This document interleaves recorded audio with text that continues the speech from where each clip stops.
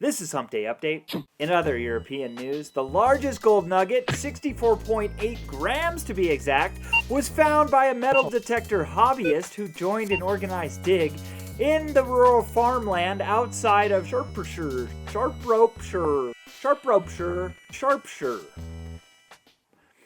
Sharpshire makes me sneeze. Maybe not. Looks kind of like a potato to me. Or maybe a ginger root, perhaps?